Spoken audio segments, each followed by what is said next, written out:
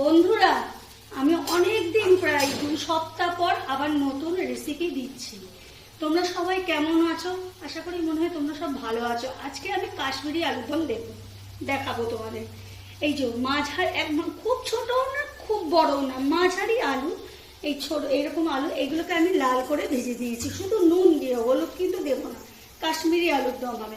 পেঁয়াজটাকে, দুটো পেঁয়াজকে আমি বেরেস্তা করে নিয়েছি। হ্যাঁ, আর মশলার মধ্যে পোস্ত, কাজু বাদাম আর চাল মগজ আর একটু কিচমিচ সব দিয়ে আমি এটা পেস্ট বানিয়ে নিয়েছি। দইয়ের জল ঝরিয়ে রেখেছি, আর মিক্সির বাটিটা ধুয়ে জলটা ফেলবে না, জলটা রেখে দেবে, ওই জলেই রান্না হবে।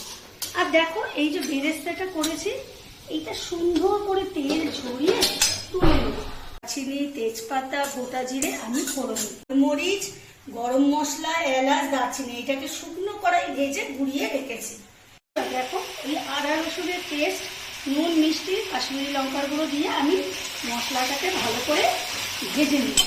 হ্যাঁ, এরপরে যে পোস্ত, কাজু বাদাম, চাল মগজ আমি ভেজে রেখেছিলাম, একটু সঙ্গে কিচমিচও দিয়েছি, সেইটা এবার আমি দেবো, দিয়ে সুন্দর করে আমি এটা কষিয়ে নেবো। আর ওই ধোয়া জলটাই আমি ব্যবহার করবো, কিন্তু অন্য কিছু ব্যবহার করছি না, ধোয়া জলটা। হ্যাঁ, এই ধোয়া জলটা দিয়ে কষবো।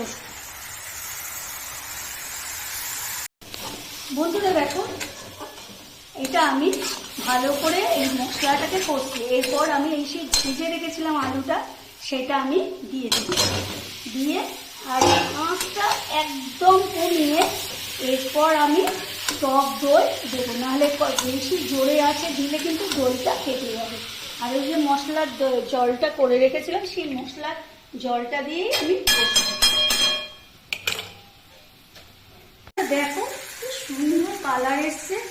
এইবার আমি যে ভাজা মশলাটা করে রেখেছিলাম, এলাচ, শাহি, গোলমরিচ, দারচিনি, লবঙ্গ, শুকনো লঙ্কা আর একটু গোটা জিরে দিয়ে শুকনো কড়াই ভেজে এটা আমি মশলাটা করে রেখেছিলাম, এই মশলাটা আর সঙ্গে জয়ত্রী, জয়ফলও দিয়ে দেবে, একটু গন্ধ ভালো হবে।